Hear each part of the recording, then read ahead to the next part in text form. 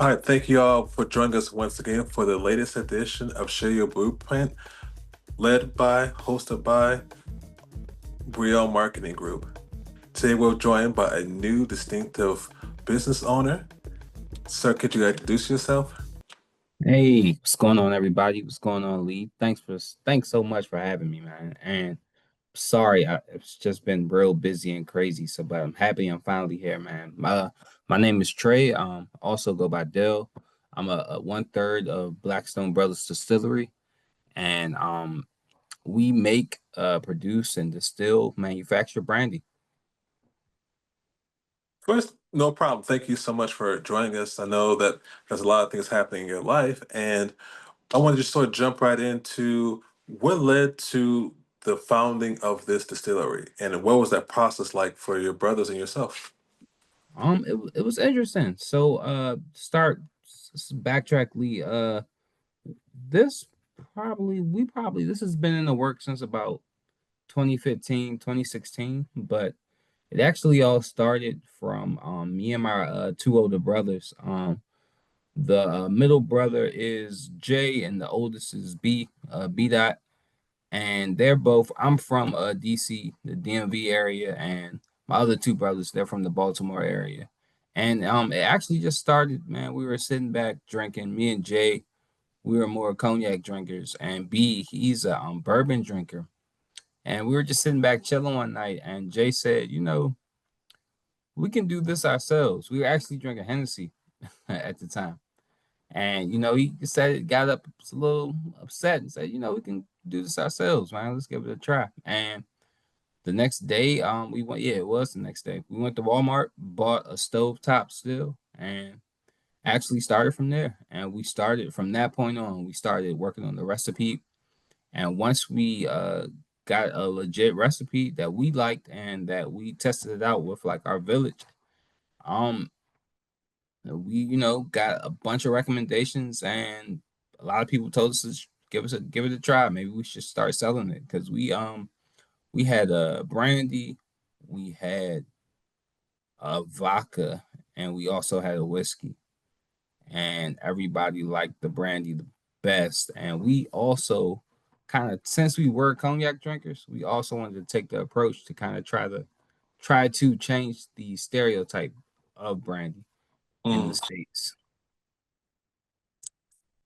You mentioned that your brothers and you worked on this. This is sort of a family-led project.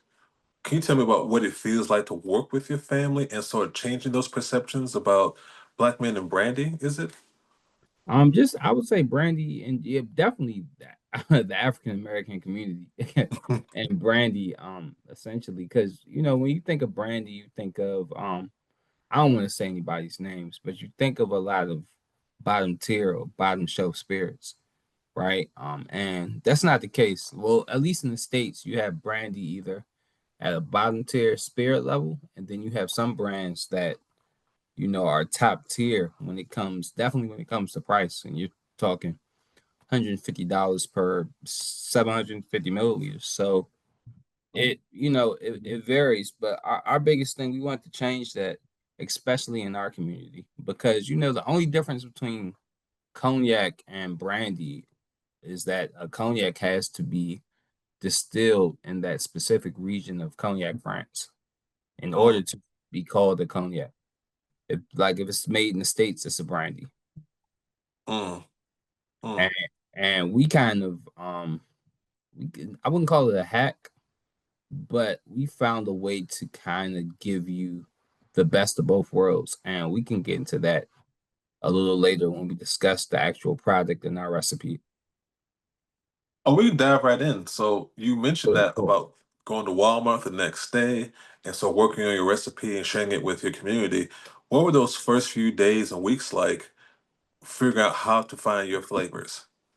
It was fun. It was fun. It was funny, and it was a lot of ups and downs. Actually, not from actually compiling and putting together the recipe, but actually what's needed to be compliant to actually be able to take these means to do certain things legally.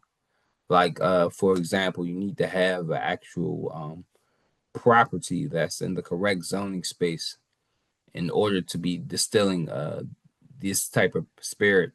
So, certain things like that, we kind of ran into a lot of issues. But actually putting the recipe together, man, that was really just all self-education, experimenting, and it was pretty cool. It was pretty fun. I would just say it's definitely a learning curve that we learned and had to take into, put into effect.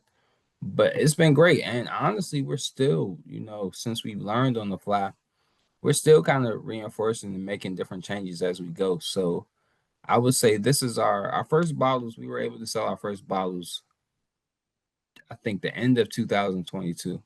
So from that point, we're still, you know, re manufacturing or improving our recipe, day by day or year by year. We were started on paper in 2019, and our first bottles were sold in 2022. Now, you mentioned about the fun part of it and making recipes. See, are you and do you drink spirits? Is that your like your go-to? Because I feel like when you're making something new, you have to draw from different experiences and flavors to find something unique. Has that been your experience? So for us, it was weird. One thing we all had in common, we all had what we had in mind for the actual taste of the brandy, kind of all had that in common. It wasn't too far off.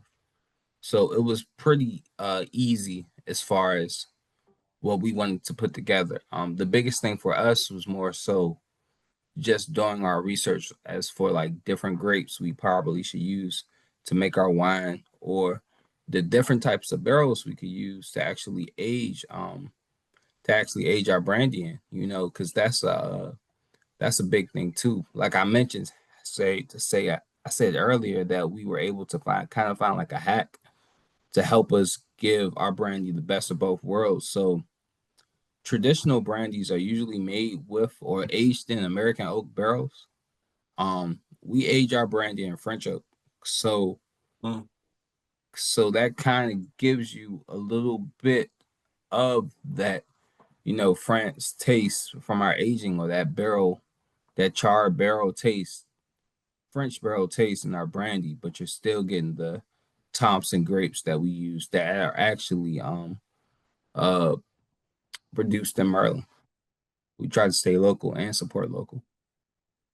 So walk me through then that feeling when you first knew you got it right. Like I see Triple Stone is in the background. What was it like when you first realized the Triple Stone was it? So well, everything and lead to I guess to clarify, we are Blackstone Brothers Distillery. That's the Hmm. actual name of the distillery and the company. That's the umbrella. And our first product under that line would be Triple Stone Brandy. And it was great. But I would say actually it's been multiple times we felt like that. As of recent, probably about 8 months ago. But that first time where we were just like, okay, I think we're ready. It was great because it was actually during COVID. Everything was still shut down pretty much, which kind of played out to be a blessing for us because it just gave us more time to get what we needed to get correct. So, but yeah, it was a great feeling, man. I'll never forget it. We were actually taking our first batch, we were taking them out the barrels, and we all gave it a try at the same time, and we were just all shocked, and we just all had this look on our face, like we found something. Like my middle brother, Jay, he's the anxious one, so he's usually always worried. So, and I was telling him, hey man, the way life works is, man, you put your all into something, you'll get a turnout. It might not be what you're looking for, but you'll get some type of positive turnout. And by the grace of God, man, everything worked out. We were able to put together a product that we liked and figured out how to, you know, make a consistent product, how to mass produce and how to mass produce our product consistently. Like I would say that was one of our toughest things because you just get different issues. Like the color texture might be off in the batch, or you might have aged a certain batch possibly a day or two longer than the next batch, or you Mm. might have used a certain amount of ingredients in this barrel, but not, it's a lot that could throw the taste or the texture or the smallest little thing off of your product. So just to come to the realization that we mastered all that from self-education was pretty cool.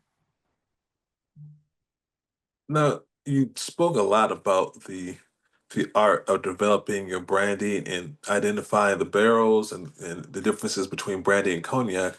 How were you able then to marry those experiences of making the product versus actually running the business too? So that's running the business part. I'm not going to say it was easy, but we kind of all three of us, me and my middle brother, well, all three of us came out of Frostburg State University, and me and my middle brother Jay, we both are alphas, or members of Alpha Phi Fraternity Incorporated. So just I would just say all three of us being blessed to have the experience to go to school just kind of gave us that business minded setting. And me and Jay have we work with each other in Alpha, all the time. So it was just kind of easy. And plus I know these brothers, so working with them and keeping certain lines intact, it's a blessing. And because we're so close, we're able to, hold each other accountable to a certain level that, we might not be able to do with the average person. Mm. Referring back a bit, you mentioned about the zoning, you mentioned about finding the barrels. Did you have any assistance working through that process, or was that still part of the research? So we were first starting off, we were just like, for example, we had a different facility, and because right now we're based in we're in Carroll County, a city or a town called Finksburg, not too far from Westminster. Mhm. First, we were in Westminster, but our first facility, unfortunately, we found out like right at the end of everything that the building wasn't zoned correctly. So we had to kind of put a knife in everything and start all over. Start from the top, find a new facility, go through licensing, inspections, all that good stuff. But things didn't really take off until we actually got in contact with they're called the Maryland Distillers Guild, and they're here in Maryland, and their purpose is to help breweries, wineries, and distilleries get up and running here in Maryland. So they're awesome to work with. They'll give you different tips. They also offer like a more so like a space for you to interact with other distillers, other wineries, breweries, other farmers, all everybody, all different types of people in the community. So it's been pretty dope. And they also offer you yearly events that they want you to come to and participate in for free. So the Maryland Distillers Guild, I would say those were the guys to actually point us in the right direction and help us get us on track, because they'll ask you what you're trying to do, evaluate your needs, and then make a list tailored to what you're trying to do of everything you need to do step by step by step by step. And everything worked out. That's incredible. I'm happy that happened. Thank you. What stands out to me as well is like you mentioned community, like your family, your friends, your fraternity brothers, even the Maryland Distillers Guild have all been pouring into you. Sticking with like the brandy theme, wasn't like knowing that you had that support system. We can have resources or just mental or emotional support as you continue forward. It's been great. It was definitely surprising. Like over the time, we have built some really good relationships with distilleries. Like one distillery, Mino Smith Distillery in Hagerstown. They usually have an event. It's been going on for the last 3 to 5 years. They usually have an event at their distillery in Hagerstown, and they invite us up to host and vend and get money, and with a bunch of other distillers in Maryland. And it's a great event. So and we contact them for we had always bothered them with different things, different questions, and they've definitely done like consulting for us in different aspects. And it's been great, man. It's kind of was overwhelming, really, just the amount of help we received. It was great. It was a great feeling because just entering a new space, you're always iffy, and that was a space we honestly had no idea about, and we're still learning new things to this day. What are some of the things that you're learning now? I would just say honestly about the business, about distilling, really about different types of ingredients, different types of processes to make your process more efficient, different, just different things, man. We're always learning. Like for me, well, even though we all three of us we all do the same things, but one of my focuses would be more so on the social media, the marketing, the advertising, the websites, and just talking to different people and learning different ways or how to reach or bring in your audience, or even when you want to, because we currently self-distribute. So we have our wholesale license for the state of Maryland and DC as well. So we do our own distribution for right now. So just learning different things as far as distribution. I'm talking to different people, getting certain tips or just certain connections when you network, or just certain people have thrown us different accounts or pointed us to different account holders for us to talk to, and put us in position for us to get more sales or get different visibility in different stores. Has this process now been something that you feel you can share to other people with confidence that this is how you do it, or is it still like a learning process now? I would say both.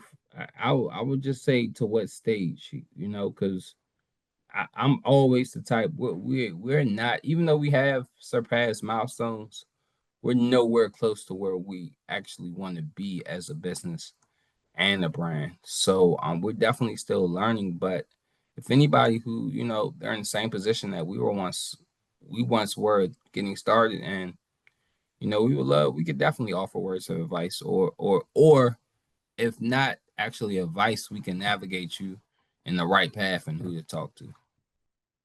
So as part of like sharing your blueprint, where would you like to go, and how have you been able to sort of envision getting there? For us, I think we would like to go. I think one of our biggest things right now is to getting a bigger brick and mortar facility. Like where we're at now, we do have a tasting room. It's currently under construction, but we're in Carroll County, which has been great to us. The city's been great. And we're also in a couple of different accounts in Carroll County. So that's been great. But we want to move. I know that's like an hour, it's like an hour and 10-minute drive from me, closer to my brothers, but we're looking to get more central to where we're all um well, it's a decent drive for all of us, and it won't um put too much stress on any one of us. But that I would say that's a big goal for right now. And definitely locally as a brand, we're doing great, but definitely turning the brand from a local situation to a global situation. But we want to do it very we're rolling that out very strategically. Mm. And want to take like we're right now we're focusing on Maryland, DC, possibly next year, Virginia. So we're always looking to scale, but we're definitely trying to do it as strategically, efficiently, and most cost effectively as possible. Does that include like attending events like the Sweater Weather event or the Bowie Food and Festival, the Food and Music Festival, I think it's called? Yeah, correct. That also includes attending events like that, and it's been interesting on how we do just prioritize our time, because like you said, we do like to go out and attend different pop-up events because that's a nice source of income as well. But then at the same time, we also have to be at our distillery or warehouse and putting in work and getting more product together or refining the actual product. Then outside of that, We also have to get out to different liquor stores or different accounts, different bars, lounges, and actually try to get our product into the new accounts. So I'm just prioritizing time, but yeah, it definitely includes doing different events like Sweater Weather, which was a great event. Even though we had a little rain that day, still was a great turnout.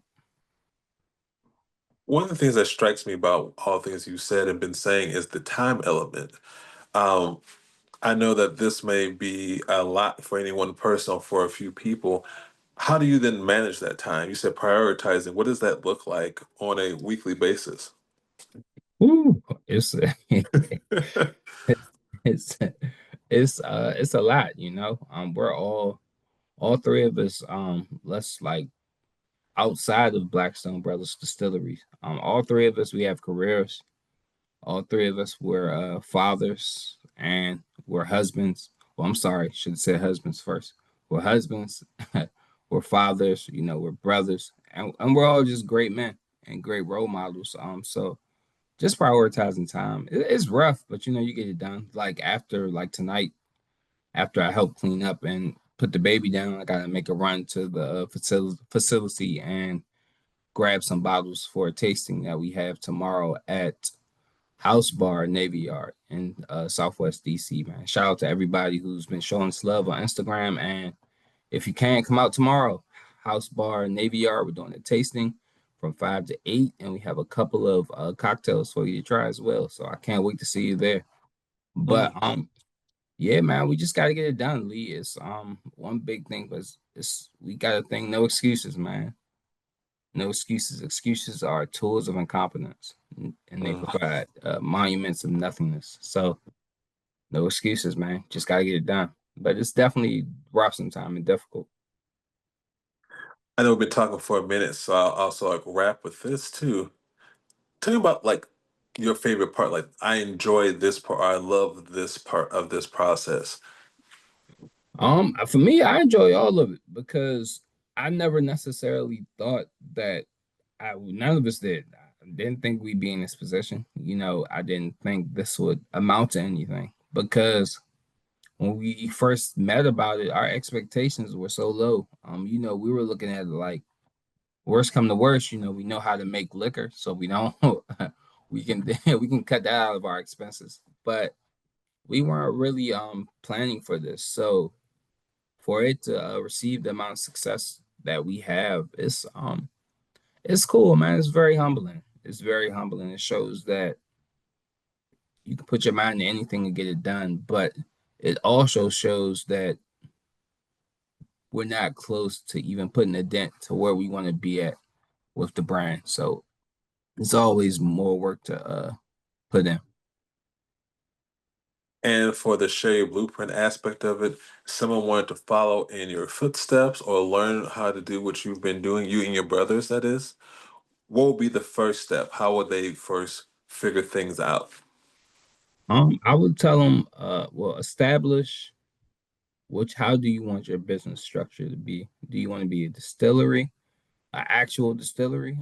Do you want to be a brand? Because some people are just brands where they'll have they'll say somebody might be making a vodka and they'll have a different already established distillery making that vodka for them, but it's still under their label. So even though this distiller made it, this person can still pay the distiller, and get the branding rights on that vodka. So it's just you just gotta figure out your structure. You might be a winery, you might be a brewery, you might be a rectifier. It just all depends on your structure. I would say figure that out, and once you figure that out, get in contact. If not with the Merlin Distillers Guild, get in contact with some type of consulting who can at least point you in the right direction and give you the right blueprint of what you need because licensing gets really tricky because you have a federal aspect of it, the TTB, and then you have your state aspect of it, and it can get real tricky. And as we saw, yeah, I saw you Saturday, Lee, Saturday Mhm. or Sunday. Um, Saturday. yeah, so as we saw Saturday, unfortunately, if you don't have like if like we were talking, if we come to an event to vend and you don't have the proper things in order, the right licensing, the right paperwork submitted, it's easy for you to get shut down. And unfortunately, we saw that the past weekend. So that's what I would say the most important thing is. Figure out your business structure, then figure out how to get started. And then from that point, once you have a business structure, once you have an establishment, that's when you can start testing your product and doing everything under compliant, being 100% compliant and not wasting money. That's to me the best advice I would give somebody. Don't always try to get help or reach out for things you don't know. Don't take any shortcuts because you won't be able to, or to come back and bite you in the future. But yeah, that would be my best advice to somebody getting started. And don't be afraid. Awesome. Well, thank you so much for your time. We really appreciate you joining us for this latest edition of Share Your Blueprint, presented by Real Marketing Group. And we are thrilled to see you at the next events. Where will you say you're going to be in the event tomorrow? How can people be in contact with your brand moving forward? Oh man, thank you so much for having us, Lee. It's been great. But I would say you can follow us on all social media platforms at Blackstone Brothers Distilleries, or you can contact us on our website, www.blackstonebrothersdistillery.com, or you could hit us up via email. That's what I would say the best way to get in contact with us. Blackstone Brothers Distillery at outlook.com. So it's at Blackstone Brothers Distillery, pretty much on everything. And that's the name of our website as well, Lee. And for tomorrow, we're having a tasting at House Bar Liquors in Navy Yard. Hopefully, if it's a successful tasting, we'll do business with that account and they'll start to carry our product. Fantastic. All right, everyone. Thank you so much. And thank you again, Trey, for your time. Thanks for having me, Lee. I really appreciate it, man. Same here.